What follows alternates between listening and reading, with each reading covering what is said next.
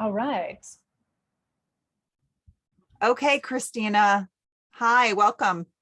Thank you, Christy. I'm thrilled to be here. I am too. I was so happy about our serendipitous connection through our mutual friend, Hope Timberlake.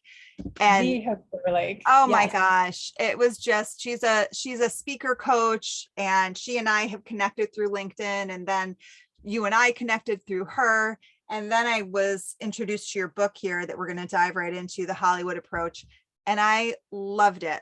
I want to sing your praises for a second before we dive in, because anybody who watches, the Closet series or has been following, so to speak, knows that I love movies, and I find it to be a very helpful and playful and supportive way to help people learn about emotional intelligence, professional development, personal development.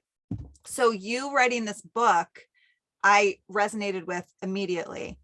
And I just love how you look at the Hollywood approach as a way to almost like, and there's so much research that backs that too, in regards to creating this space of how we see each other and how it allows us to enhance our awareness, our regulation abilities, our self-compassion.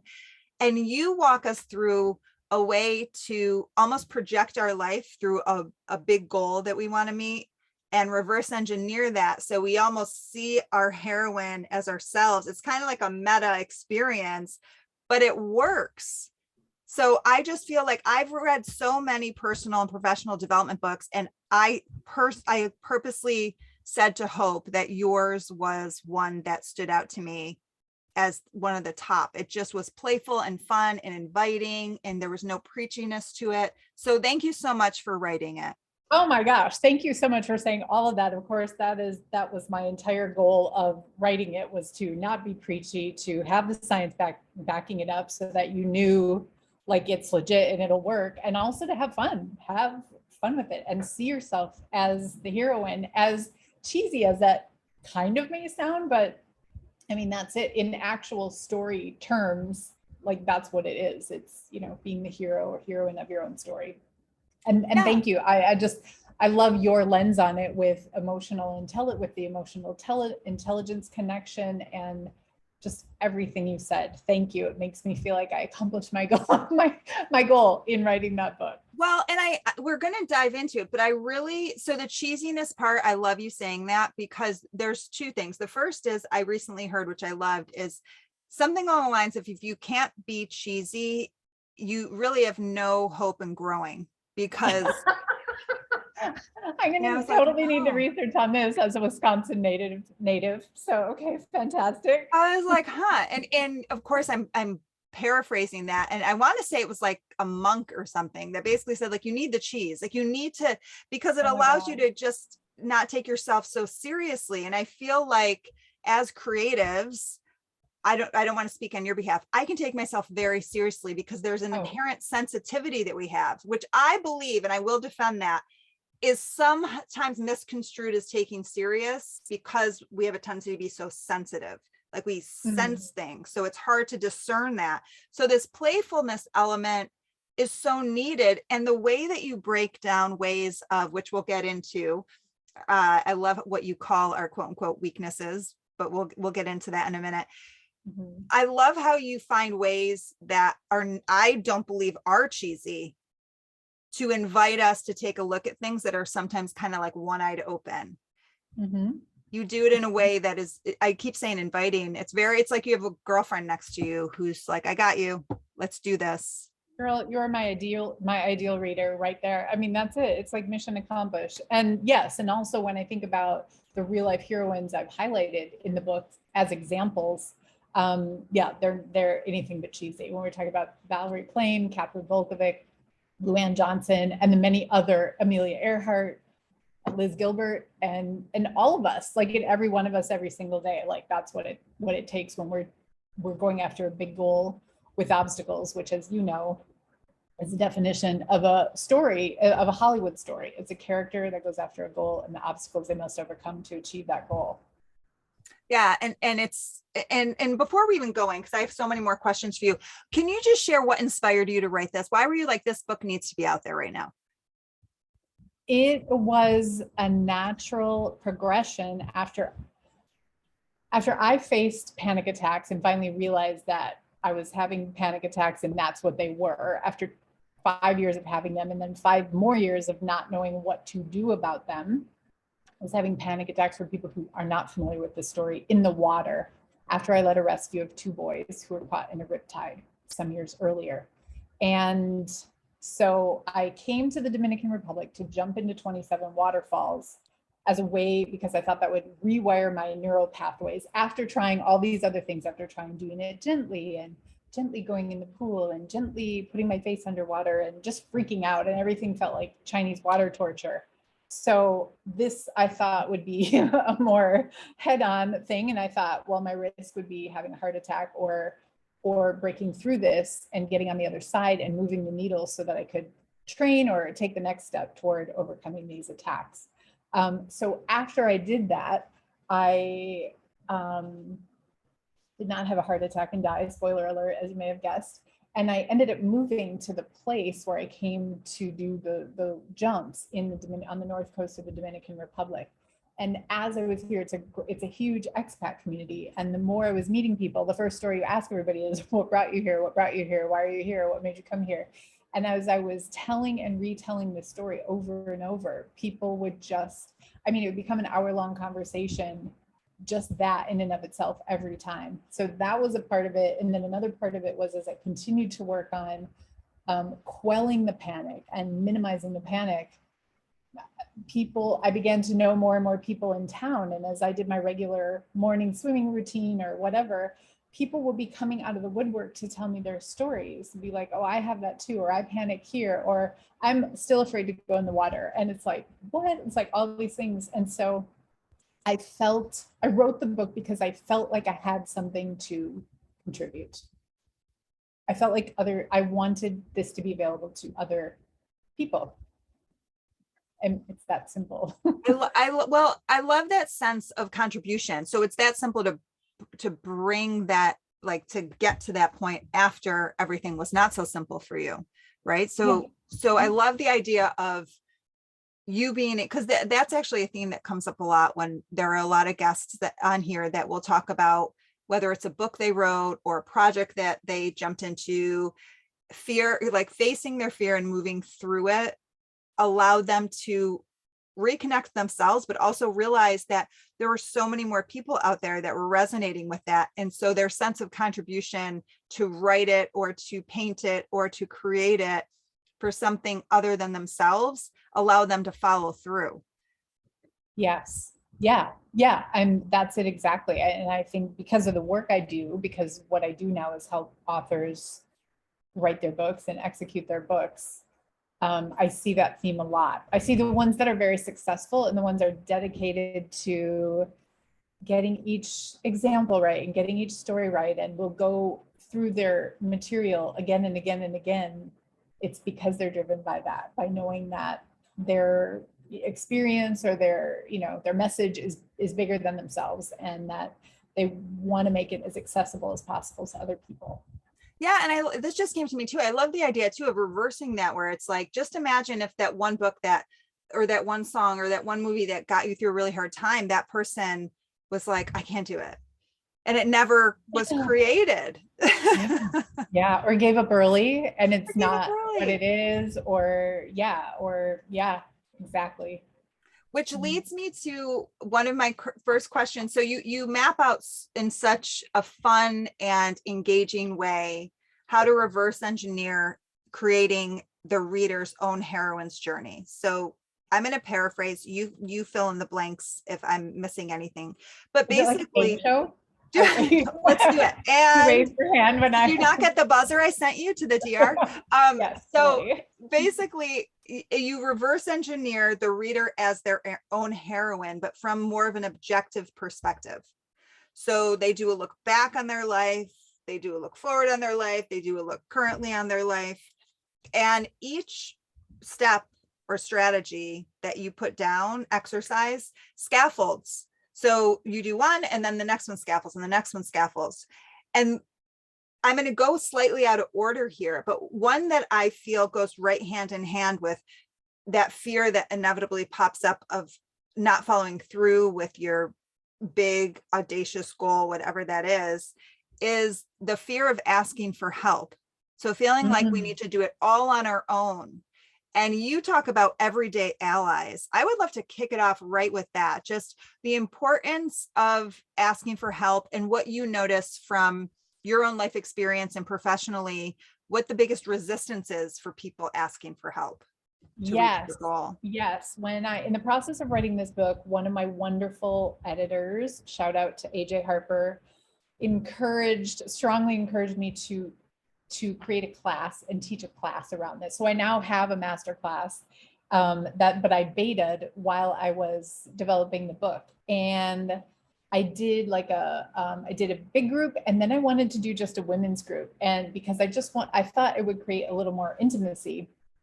And the theme of asking for help came up over and over again. So I ended up doing like a separate, an additional thing. And I think that's why I have the template in there for here. Like, if you don't know how else to ask for help, here's a template for you to follow to make that ask. And yeah, people have different resistance for different reasons. And the reasons I hear are, oh, I think I'm, going to bother somebody, or, oh, I think I'm cheating.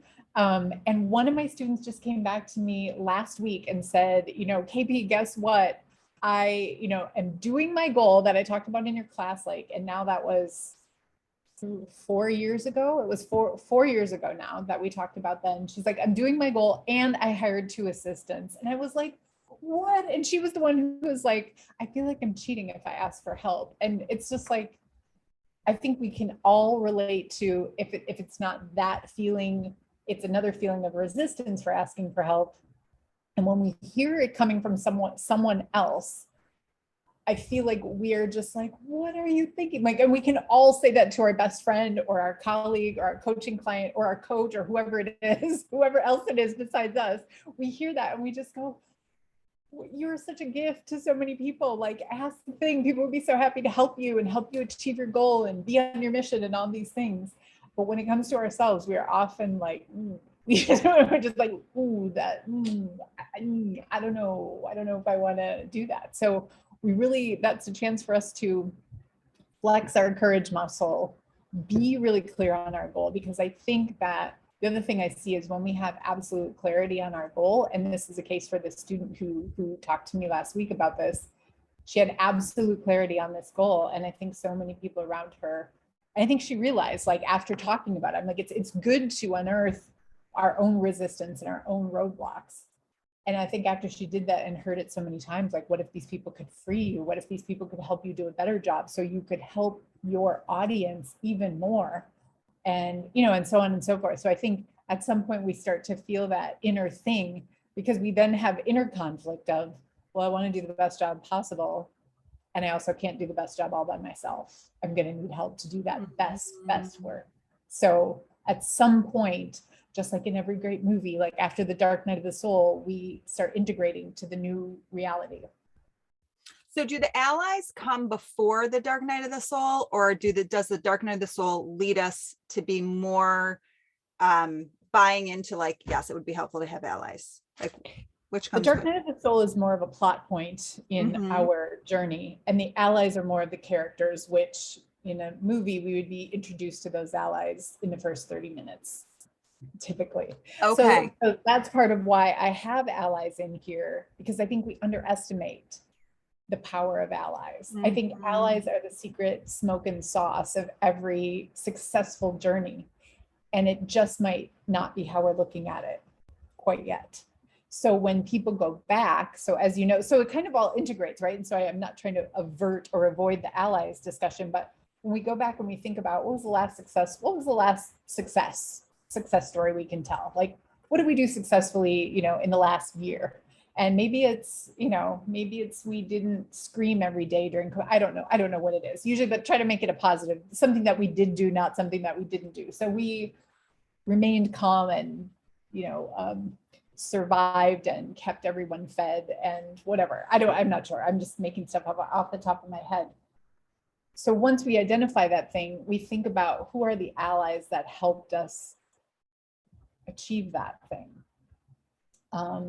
And it's really valuable to do that. Yeah. So, and we can think about friends, everyday allies. We can think about allies every once in a while, mentors. They could be mentors. They can even be like a TV show because it helps us relax at night, or an author that we love. And I currently have an author crush. And so like, I've just collected all of her books everywhere. And I'm like, ooh, I like this as part of my routine. Or maybe it's the guy who runs the mango stand out in the street, who is always friendly and always gives us the mango that's going to be ripe on the day we say I we love want that.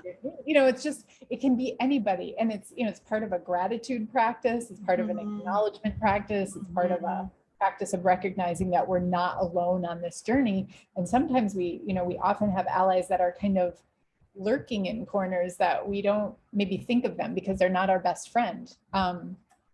And so I think it's a really fun exercise, and it's also a really valuable exercise, because once we acknowledge them and we think about them that way, we automatically start feeling more supported.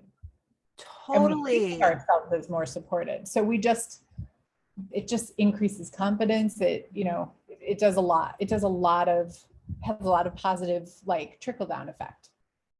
And I love how broad you just went in what allies could be, from a good friend, a loved one, to the mango stand guy. Yeah. It doesn't have to be so what we expect to be, like this posse that's right around us. It seems like it's anybody who creates a bit more of an uplift in you.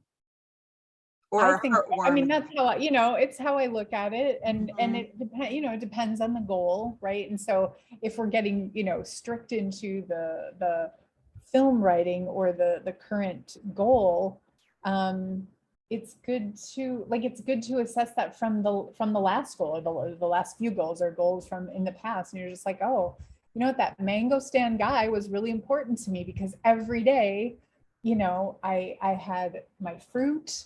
I had my, had somebody that I connected with. I had connection. And so I think as we mature too, we recognize how important community, connection, Yes. and sometimes the little things, sometimes we recognize more of the little things. And so it's like, okay, yeah, my best friend from college isn't here with me side by side right now. The only person I can think of that could, be the best person for me. But let's see, I've got mango stand guy, I've got, whatever, I've got this moto taxi person. There's this brand of chocolate that I don't know. I'm making stuff up, but like, if we got into a serious thing, I could have more legit examples probably, but not that mango stand guy is not a legit example. I'm hearing that I'm just hearing that it's accessible for everybody to find allies, and it's so unique and subjective to you. And at the same time, I do keep hearing that it's that start looking through the lens that you do have allies, versus looking like that confirmation bias, like looking through the lens, like there's no one here to support me. And then that's what you're going to find. So, and I'm also hearing consistency. So yes, there's the connection, but oftentimes if you're choosing to really face a goal that you've been wanting, but does evoke a bunch of fear, and you're also living life. So maybe you're parenting, or you have a job in the day, or whatever it is. Those could be your job could be your ally, because it's consistent. Like, you have some sort of consistency. The employees that you work with, your kids could be your allies because they bring play into your life. Like, the mail carrier could be consistent, So I do keep hearing that too, that sense of consistency, when there's so much that could be shaken up when you're starting to really iron out the path to your goal, because it's not. Tell me what your thoughts are here, because it's not really linear. Like, you have to have some flexibility on how to get to your goal, while at the same time having a path. So how do you discern between being open to that flexibility, but at the same time having some sort of a plan of how to get there? Very simply, I have maybe another cheesy phrase, and it's go with what you know. So I approach it for life coaching and my class and my students, and in my book, the same way I do for for writers or authors, like writing their book. It's like, okay, let's start with what you know. You're going to need, like, let's say we know you need these 14 plot points, right? If it's a narrative, if it's like a nonfiction business book, we may need these in a little bit less of a dose, because we're doing it a different way. But for someone writing a memoir or a narrative or a movie or something like that, let's say, okay, we know we're going to need the 14. And if it's a book, we're going to also need to know your audience, your core message, and what your goal is for publishing. So we kind of put this all like in a soup, or like my other analogy is like our list for the Thanksgiving dinner, where we're thinking about making a Thanksgiving or Friendsgiving dinner. Okay, let's start with what we know. We know we want turkey. We know we want 4 desserts minimum. We know mashed potatoes are essential. And we know, whatever, we want some broccoli cheese salad. Okay, so we know these 4 or 5 things out of the, let's say 17. Okay, so we have the 12 to play with. Or we might say, okay, let's poll some people to see what else they must have to have it a great Friendsgiving meal. And then let's fill in more of those blanks. And then maybe we have like 4 open things. We have like a proportion, a lower proportion, maybe it's 25 or 30% of things. Okay, these are the things that, we're going to just let people bring, or that we're going to find out what it is on the path. I love that. And I love the idea of having. So again, it's start with go with what we know. So it's start with what we know. And if we don't know enough yet, so let's say we're making the Friendsgiving dinner or making the big goal, and we only know 2 things of that goal. Okay, well, we don't quite have enough yet then to make the plan. And so then our first task is to get to the point where we can assess the plan. And so that may be gathering information. It may be, usually it's in some form or fashion gathering information. It's talking to people, it's doing research, it's maybe just metabolizing what's coming in, because maybe new factors are coming in and there's some uncertainty or something like that. And that is not the time to, when we're in times of doubt and uncertainty, sometimes we have to react, we have to make a choice. But other times we're, really purposefully planning our big next wildest dream, then we may just need more information. We need to metabolize a bit. Which ties in right to the, people have called it different things. I love that you call it the 6 whys, which I feel like keeping that in your back pocket to be able to go back to, which I'll have you speak to in a second. But I love the Thanksgiving, Friendsgiving dinner grocery list or ingredients for what you're going to be cooking list, because it automatically evokes warmth, support, community, fun, hopefully, fun, creativity, and gratitude. I love that analogy. That one's awesome. And I kept hearing about the 6 whys. Can you just let everybody know the exercise? Very simple in theory, but really offers a lot of incredible information. This is where we would have tears in the live class, where we'd have tears, but tears because of unleashing a powerful truth for somebody. So the 6 circle of whys is an exercise we used to do in film school at UCLA. And when we were, in theory, making up a character, which the character was usually always based on us. And when people say this character has nothing to do with me, I don't know anybody about it. Like, I don't think so. But what we would be doing is, okay, so this character is after this goal. And in every scene, it's important, like if you want to sell this screenplay, in every scene, you must know what is motivating the character, why the character is doing this thing, why the character is making this choice. Because movies are about 2 things. They're about actions and decisions. Like, that's it. And so that's what's happening. We're not seeing like a 2-year stretch of I didn't do anything. That would happen in like 10 seconds. Okay, 2 years, I laid in bed with the, shades drawn, or something like that. I'm thinking of Carrie Bradshaw in Sex and the City when she, the marriage, the wedding didn't happen. So friends went to Mexico, instead of her honeymoon. And she, if you remember this, she kind of laid in a dark room for days, but it was condensed, so we don't, that's not what we're seeing. And so anyway, movies are about actions and decisions. And the 6 circle of whys is about getting clarity. So this is what I use when we're doing something in your own life or for a character, is asking repeatedly, well, why is that? So why do you want this goal? Or why did you make this decision? Okay, and you give your answer. And then it's like, okay, and why did you, and whatever you, based on what you say, I ask you a question, why about that? And based on that, I ask another question. Why was that important to you? Why was that a driver right now? Why was that what you decided?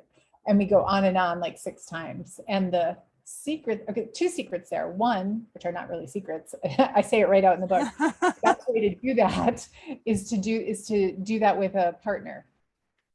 Any partner, somebody you trust, somebody you are going to be blatantly honest with, and and somebody who's going to let you answer and take this exploration with you in curiosity, because it always revealed for someone probably something that they knew. This is a lot of Glinda the Good Witch, like if you had it within you all along type of stuff, but you're not accessing it, or you're not like, we got to like bring it out and bring it to the light.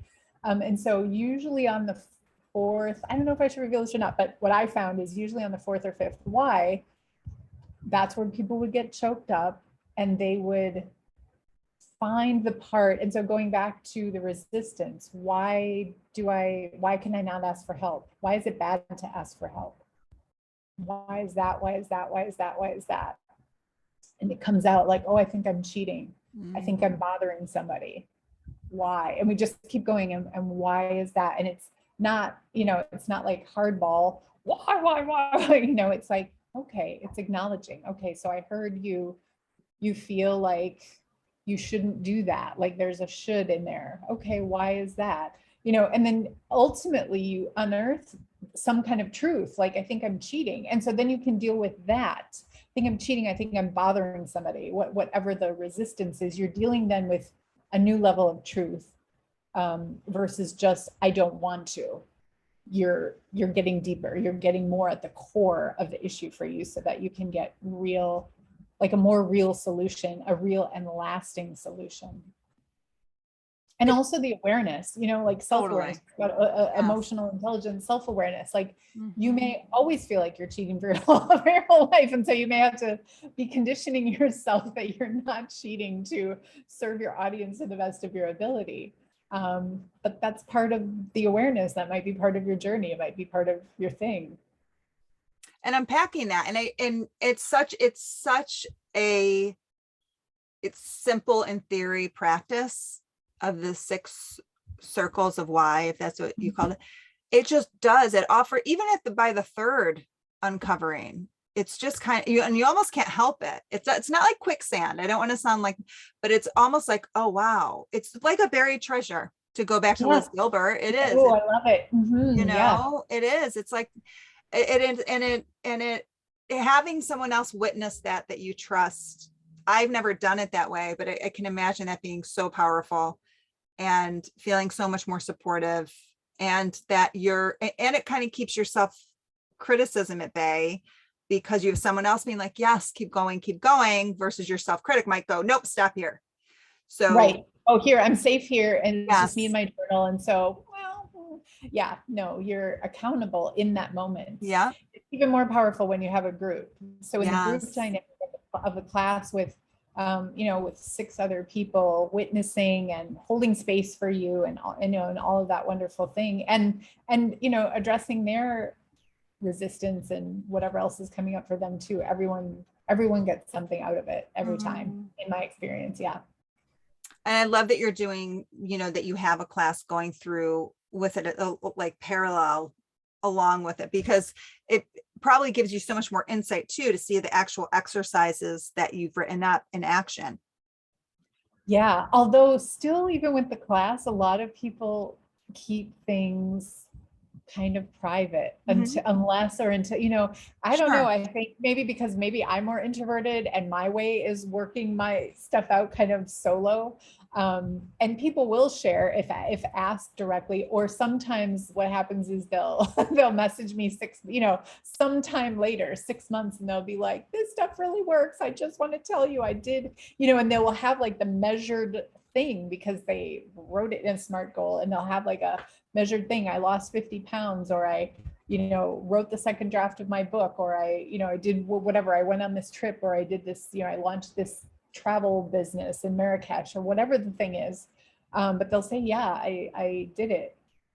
And so, yeah, it's wonderful. It's, of course, it's wonderful to have that insight, because I think the more, if I'm, if you will, the central clearinghouse for this right now, the more I know, the more I can share and help people and be like, yeah, resistance and feeling like you're cheating is a thing, and a lot of people feel it. So let's unpack it, you know? Yeah, unpack it. And also just from you sharing your story gives you so much cred, like right out of the gate. And it also allows us to know you more. So you sharing that at the beginning, it does create a sense of trust and familiarity. So we're with you on the ride. And so looking at it like, oh, okay, that's pretty awesome.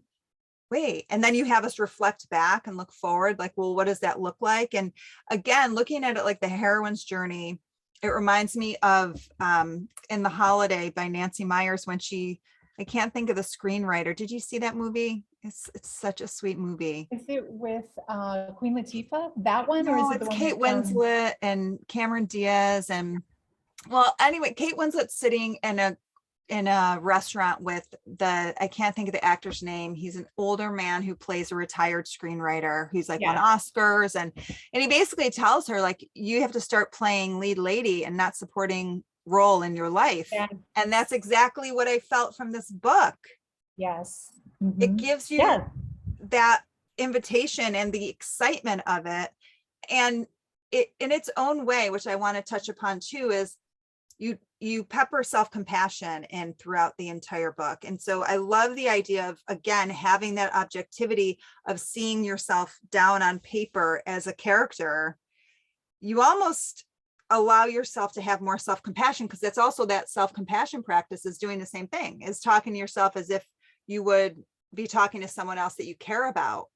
So can you just share how self-compassion strengthens our courage to move through? We're going to get to Dark Night of the Soul, but just strengthens our courage and our resilience to move through to completion of whatever our dream life goal is.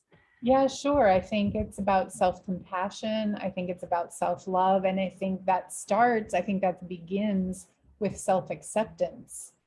And that's where, again, when we talk about the character DNA and going through your own flawsomeness, it's about recognizing that everyone has strengths, everyone has superpowers, and everyone has what I call flawsomeness. And that, like, when we, you put yourself right next to Jason Bourne and Aaron Brockovich. So I picked a real character, so you can't say, oh, it's made up character or whatever. And then Akilah Anderson from Akilah and the Bee. And you're just like, yeah, it just becomes more of like a data collection exercise than a judgment exercise. And you probably noticed that I wrote many times in there, observe, to, get in the mindset of observing, not judging. And that will serve you. And so it's data, it's knowing yourself, it's emotional intelligence. And when you get to the acceptance, you're like, oh, well, I accept it for Jason Bourne. I accept it for Aaron Brockovich. Look at the badass shit she did. I accept it for this little girl, Akilah Anderson. Oh, and then also we're doing my own story forensics. So the 6th grade me and the, the 16-year-old me and the 23-year-old me, I can have acceptance of them and their flaws and their, compassion for them and love for them. So it's like kind of a sneaky backdoor way to get to your own like current, like, oh, this is hard. This is hard right now. This goal is hard and these obstacles are hard. I don't know the way forward. I don't know if I can do this, but I'm going to give it my best shot and I'm going to do it. And so I think all of those things, I think that awareness, that acceptance, that just kind of data collection on ourselves leads to self-compassion, which just naturally, inherently allows us to not only build courage, but like have the appetite for, let me just see what I can do here. Yeah, it brings more of a curiosity and an excitement of it, and more resiliency for redefining what failure really looks like when it comes to whatever you're facing, by having the self-compassion in there. And flawsomeness, I love that. So can you just, how flawsomeness came to be as a definition, what that means to people who haven't read your book yet? Sure. Actually, I learned about it on a meme on Facebook, like, I don't know, a gazillion years ago. And it is, the technical definition is your flaws plus your awesomeness is your flawsomeness. And traditionally in character development, we talk about character flaws. And what we usually find is, and the point of writing a movie is like for that character to overcome their fatal flaw. And then when they do that, that's when the big turning point of the movie is, and they get the resolution and they, get the job and the promotion and the car and the, loved one and, everything, balloons everywhere and sparklers and all the great stuff.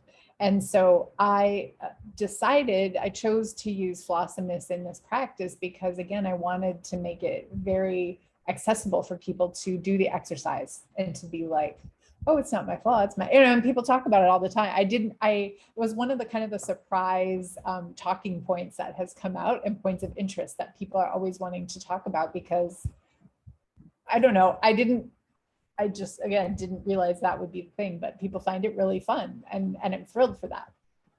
Well, it's also the way that you posed it in the book. And I don't know if I know I highlighted and dog-eared in here. I don't know if I'm going to be able to find it quickly, but again, you read a lot of personal development books. And also I have read, books on writing, and you read enough of them and it almost sounds like Charlie Brown's adult, and so it does. And yours struck me differently.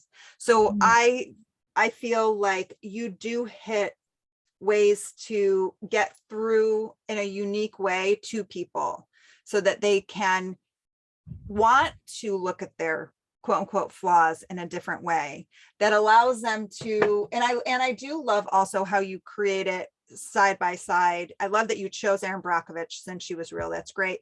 And Jason Bourne and A Kill on the Bee, so that you see that range and so that you can understand you also break it down very clearly along each step of how each of the protagonists in each of the movies corresponds with the lesson being taught in each chapter. So it's so tight and concise and clear. So anytime you start, really, no, for real. So because you could during those moments start going like getting concave a little, like during the flawsomeness part.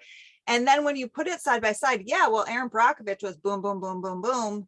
And she also boom, boom, boom. And you're like, oh yeah, it reignites it. It allows you to have more of an acceptance with yourself and integrate it and almost recalibrate that flaw in a different way. I love that. I absolutely love how you're saying that. Yeah, because that's the point. Like when we have that acceptance with ourselves, I mean, it starts with ourselves, right? Then we can also be, by the way, accepting other people and their flawsomeness. But when we have it with ourselves, we can do something with that. It's not something that now it's a dirty secret and we're hiding it. We're not talking about it. We're pretending it doesn't exist. We're distracting ourselves from it. We're just like, oh. And I think I use in my own story, I talk about being obstinate about getting back in the water. I don't think I highlight that as much, but I talk about another one. Like for years, like I was like, I don't know what my flaw is. Like I'm a perfectionist. I don't know. Is that really? And I just couldn't see the other side of that being bad. But I recognized one of mine later was, I'm hesitant to ask for help, of course. And so for me, the way that manifested was that I would carry around a VCR. So resistant to ask for help and did not have the technical patience or technical acumen to connect my VCR back in the day. And since I moved a lot, I'd always end up with a VCR or a DVD player on the floor for months or the whole time I lived in that place, forever and ever, right? And so when you can just say that, and okay, so great, I picked a funny one that I can say and it's not terribly embarrassing or whatever. It kind of maybe makes you think of something of yourself, but it makes me realize, okay, there's that thing that when I move in, I have to realize there's something I'm, if I'm resisting doing it, then I should ask for help sooner. So I get it done. I feel more complete when I moved in, when I move in and stuff like that. And then you can start picking away and see, okay, where else in my life? Maybe am I leaving these unfinished little things that are just annoying? And then they become white noise, right? They become like a thing. So that's one example of what uncovering that, even if it's a small thing and, can do. But certainly when you look at successive past stories and then you think of what you're going after now, it can be very helpful. It's like, oh, how about I just get over this right now and decide I'm going to set aside a budget for help, or I'm going to think about, depending on what the thing is, you can think about who I can trade with for help and think about what kind of help I need. Yeah. And being able to look back. So it also shows you the progress that you've made from past successes or failures, however you define those, right? Sure. So And that you progress that you've made or haven't made. And why. So I love Mhm. that it uncovers all that, and that you hit roadblocks, because I know that you actually go in depth. I don't know if it's the same person you referenced before, but in regards to one of your clients or participants who did think it was cheating to ask for help, and then broke down what her roadblocks were from getting this business off the ground, and then how she moved through it. So it's really clear, like anybody who's listening, who's just like, this is great, but I've already gone through these types of books before.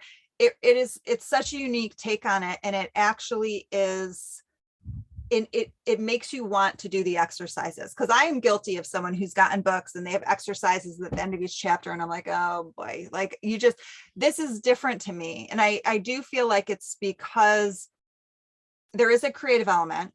So people who are very creative may enjoy it a lot too. And it's playful. It allows you just to ignite that side of yourself. So if you're going towards any goal, having like creativity begets creativity. So by going through these exercises and having that creativity, you may have like reawakening it. You may have ideas for whatever your goal is that you didn't even think of. So I love it. Yeah. I love it when that happens. I love it when I see that happen, or when people achieve one thing and then they go for the bigger thing, or yes, to something else. It's like, yeah.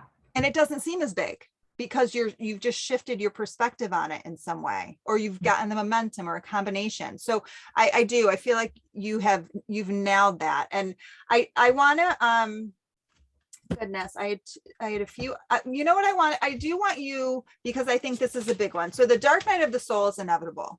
And that happens in movies. You can touch upon that again, even though you briefly gave us a definition of it. But it happens when we're going through to our goal. At some point, we're going to hit a wall, or the dark night of the soul.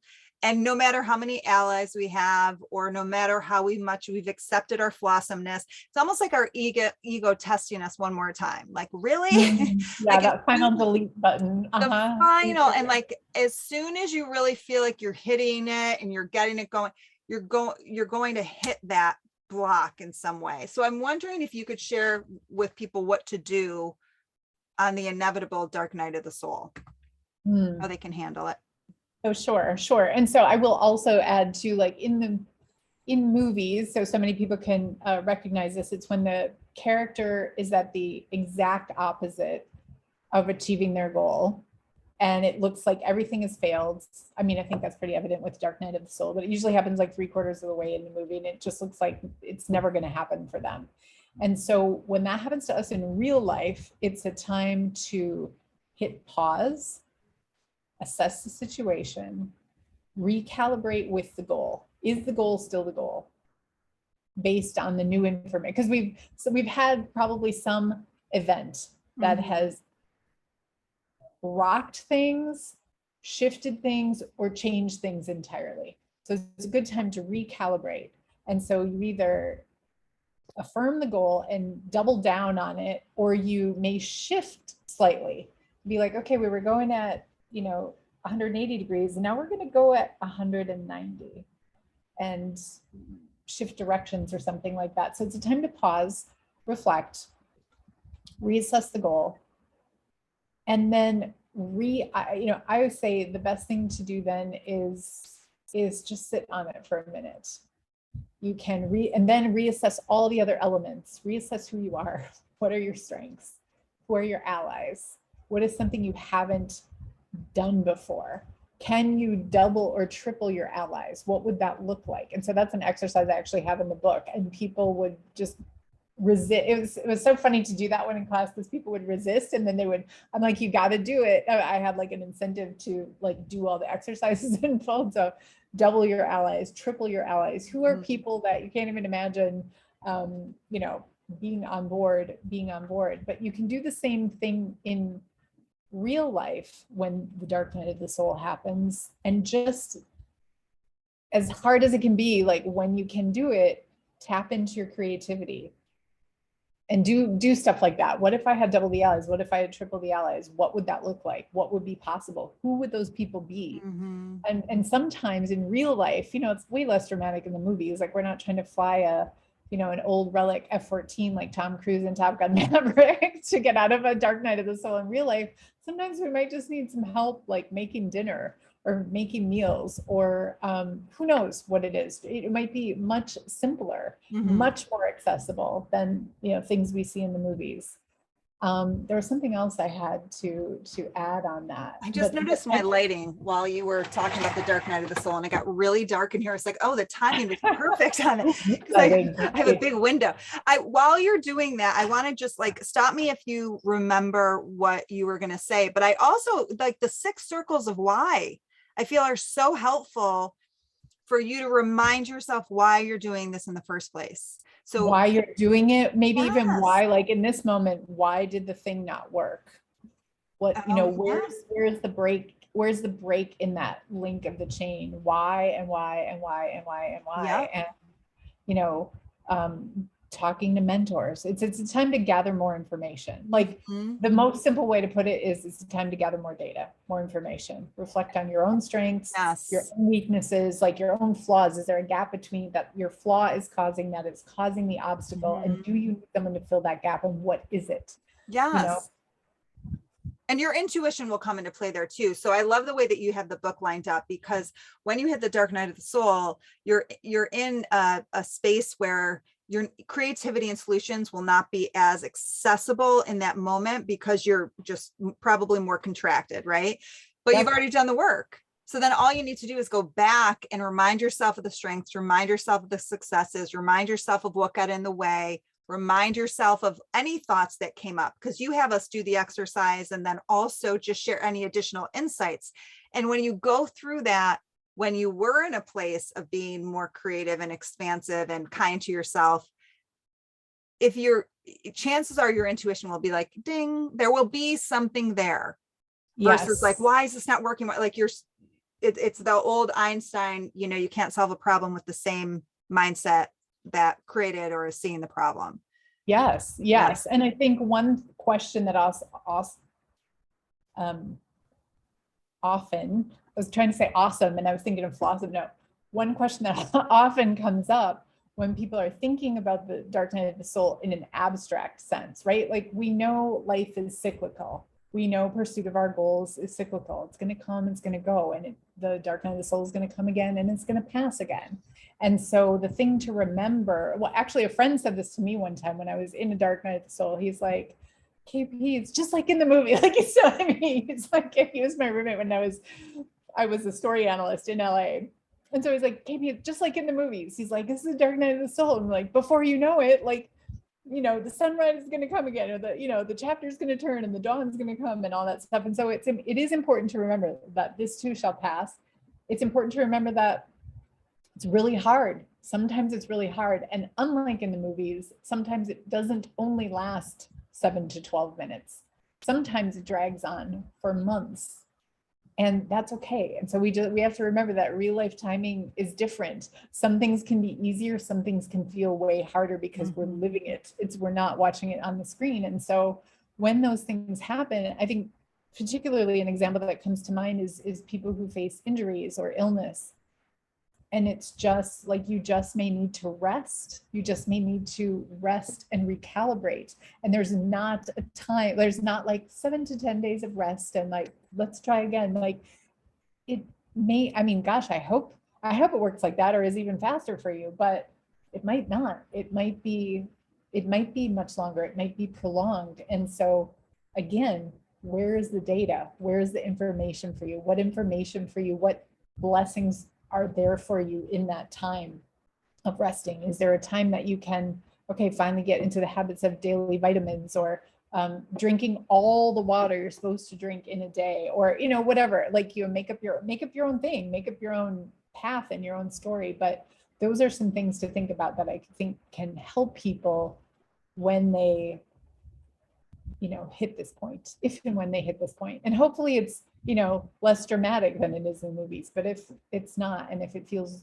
way longer and way more dramatic. Hopefully some of these tools can be helpful. Oh, I so can see them being beyond helpful. And I just am so grateful for you to having written this book. When people want to learn more about you and as well as where they can purchase the book, where can they go?